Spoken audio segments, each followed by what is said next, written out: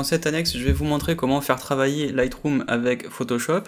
Donc la première chose que je dois vous montrer, c'est évidemment comment envoyer une image qui a été éditée dans Lightroom dans Photoshop. C'est très simple.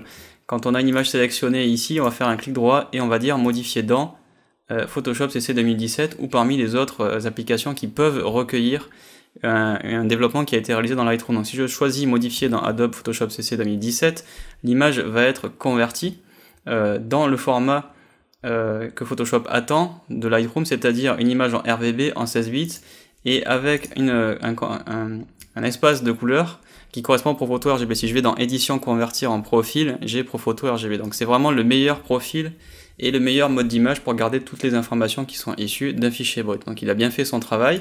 Quand je vais revenir dans Lightroom, ici, on voit qu'aucune autre image n'a été enregistrée, mais si j'avais fait un fichier sauvegardé, un CTRL-S dans Photoshop, une nouvelle image serait apparue dans le catalogue, puisque les images qui sont issues d'un transfert entre Lightroom et Photoshop se rajoutent automatiquement dans le catalogue, à condition évidemment de les enregistrer.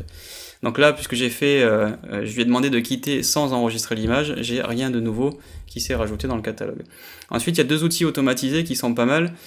Ça va être en fait la possibilité d'envoyer à Photoshop des fusions HDR ou des panoramas. Donc maintenant, ces fonctions sont disponibles aussi directement dans Lightroom, mais si je fais un clic droit, après avoir sélectionné 3 images issues d'un bracketing, je vais juste vérifier que j'ai bien pris les bonnes dans le bon sens, enfin dans le bon ordre surtout.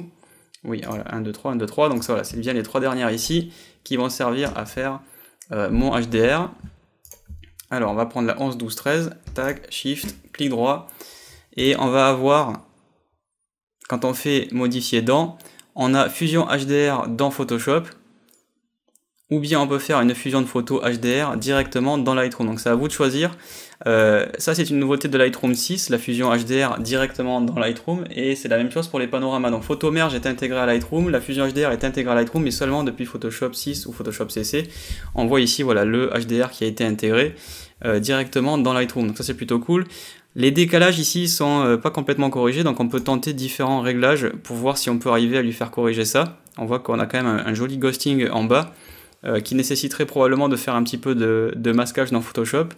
Je ne sais pas s'il va arriver à l'intégrer et à le faire directement dans Lightroom, mais c'est là où l'utiliser dans Photoshop serait peut-être un petit peu plus performant. Donc, à vous de choisir votre camp, soit vous le faites dans Lightroom, soit on va annuler, vous le faites dans Photoshop. Donc clic droit, modifier dans, et on a la fusion HDR dans Photoshop.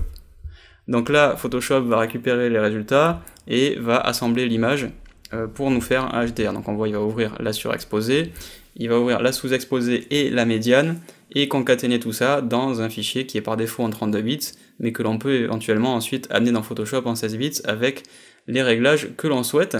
Vous allez avoir au résultat une fenêtre qui va vous demander certains réglages, vous n'êtes pas obligé de tous les faire, et vous n'êtes pas obligé d'en faire du tout d'ailleurs, mais c'est une approche qui est un petit peu plus précise que ce que fait Lightroom. Je pense que dans les prochaines versions de Lightroom, cette fonction sera améliorée. Voilà, là on est en mode 32 bits avec toutes les valeurs concaténées. Si on se met en 16 bits, on va pouvoir faire du développement ici avec les glissières qui sont proposées. L'autre fonction qui est intéressante dans Lightroom, c'est la possibilité d'ouvrir chaque image en tant que calque. Donc si je fais ici un clic droit, modifier dans, et que je dis ouvrir en tant que calque dans Photoshop, comme vous l'avez compris, les 3 images vont s'ouvrir dans un seul document Photoshop en tant que calque, et on pourra par exemple faire un alignement automatique des calques pour effectuer un digital blending, pour faire apparaître uniquement certaines zones, et faire nous-mêmes un effet HDR à la main au pinceau, pour par exemple utiliser le ciel de la version médiane, utiliser les arches, enfin en tout cas le bâtiment de la version qui est surexposé pour pouvoir déboucher les ombres. Enfin voilà, on pourra faire les choses nous-mêmes. Donc en gros là j'ai mes 3 calques, et on pourrait prendre ces 3 calques, utiliser ici l'option d'alignement automatique des calques et faire par exemple un digital blending. Voilà, ça ce serait le genre de choses qui est possible depuis Lightroom, et en plus il a l'intelligence évidemment de nous envoyer les versions que l'on aurait développées. Donc vous faites votre dev dans Lightroom et vous envoyez tout ça en tant que calque dans Photoshop pour faire par exemple un digital blending. Autre chose, on en a parlé brièvement, on peut prendre ces images et faire un panorama. Donc si ces images ici ont été développées dans Lightroom, j'ai pas fait de développement parce qu'on va pas, ça sert à rien, j'aurais pu faire genre, mais bon allez, sur cette image on pourrait faire par exemple peut-être un petit débouchage au niveau de l'exposition, éventuellement déboucher les ombres, mais on va s'en servir juste comme ça. Donc vous voyez que là hop, il applique mon développement partout.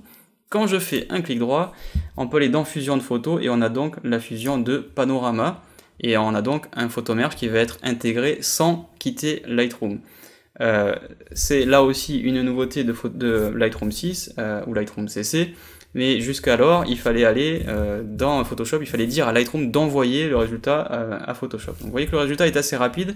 Si on fait la même chose et en faisant clic droit, modifier dans, et qu'on dit fusion panorama dans Photoshop, alors dans ce cas là le résultat est un petit peu plus long, mais l'avantage c'est que dans Photoshop maintenant on a des fonctions qui nous permettent un peu plus de choses, comme par exemple en bas, zone transparente avec fond basé sur le contenu. Ça veut dire que tout le contour qui était vide, parce qu'il est obligé de faire des torsions et récupérer les torsions de la lentille, il va pouvoir tenter de l'aligner et de le remplir automatiquement avec le contenu pris en compte. Ça marche pas à tous les coups, mais en général ça marche bien, donc Photoshop vous offre un peu plus d'options et c'est pour ça que c'est un petit peu plus long. La dernière option que je vous ai pas montré, c'est la possibilité de prendre une image retouchée et de l'amener en tant qu'objet dynamique dans Photoshop. Donc si je fais modifier dans, ouvrir en tant qu'objet dynamique dans Photoshop, il va prendre cette image, il va prendre ses réglages, il va l'amener dans Photoshop en tant qu'objet dynamique, et quand je double-clique, en fait je vais retrouver le fichier brut encapsulé, donc là c'est quand même plutôt cool. Il a récupéré les réglages qui étaient dans Lightroom, il le met dans un fichier brut et il l'encapsule dans un objet dynamique qui est prêt à être enregistré en PSD. Donc là c'est vraiment un flux de travail super non destructif, c'est vraiment très très propre, c'est un peu plus lourd. Évidemment que de passer par modifier dans Photoshop, mais ça encapsule le fichier brut d'origine avec tous les réglages qui ont été faits dans Lightroom dans un document PSD, donc qui contient un objet dynamique. C'est vraiment très très propre, et c'est comme ça qu'on fait communiquer Photoshop avec Lightroom et Lightroom avec Photoshop. Si en plus, comme vous l'avez fait, comme je vous l'ai suggéré dans une vidéo précédente, vous avez activé la synchronisation au format XMP, vous pouvez vous-même aller dans Bridge et récupérer un développement que vous auriez fait dans Lightroom, récupérer les réglages grâce au XMP qui est en annexe, et ensuite amener tout ça dans Lightroom via Camera Raw, ou dans Photoshop via Camera Raw. Donc c'est vraiment un flux de travail qui est complètement intégré entre les trois logiciels que sont Bridge, Photoshop et Lightroom.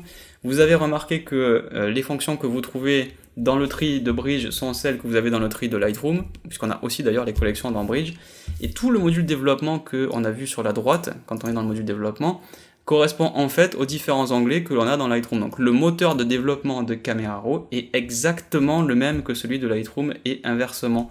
Donc c'est pour ça que quand vous apprenez Lightroom, si là vous ne connaissez pas Camera Raw par exemple, avec ce que vous avez vu avec moi dans cette formation, vous avez du coup automatiquement une formation à Camera Raw. Donc l'interface n'est pas tout à fait la même, il y a des petits trucs en plus en moins qui sont à différents endroits, mais le développement, lui, quoi qu'il arrive, tout ce que j'ai là, à portée de clic, c'est des panneaux que je vais retrouver dans Lightroom, dans Bridge, pardon, via Camera Raw, puisque je vais les avoir en fait de gauche à droite. Donc Bridge peut piloter Camera Raw, Photoshop peut piloter Camera Raw, et Camera Raw partage le même moteur avec Lightroom. Donc tout ce beau monde communique, à condition, vous l'avez vu, d'activer la synchronisation au XMP et de connaître les fonctions dans Lightroom qui permettent de passer dans Photoshop. Mais c'est un flux de travail qui est parfaitement intégré et qui prend tout son sens lorsqu'on a notamment le Photography Plan, l'abonnement Creative Cloud qui vous donne Photoshop, Bridge et Camera Raw et Lightroom pour, je sais plus quel est le tarif parce qu'il y a des promotions et tout, et je suis pas commercial pour Adobe, mais l'abonnement est quand même beaucoup moins cher que l'abonnement complet. Donc si vous êtes photographe et que vous voulez pas payer pour par exemple Premiere, Dreamweaver, enfin tous ces trucs qui sont dans le Creative Cloud et que vous n'utilisez pas parce que vous êtes photographe et vous faites pas des sites web, vous faites pas de la vidéo, vous pouvez prendre un abonnement spécial photographie et vous aurez donc Photoshop et Lightroom, et quand on a Photoshop ça veut dire que l'on a aussi Bridge et Camera Raw. Donc vous aurez vraiment un flux de travail qui permet de passer de l'un à l'autre, et maintenant que vous avez vu ces vidéos, normalement vous devriez être capable de passer de l'un à l'autre sans aucun problème.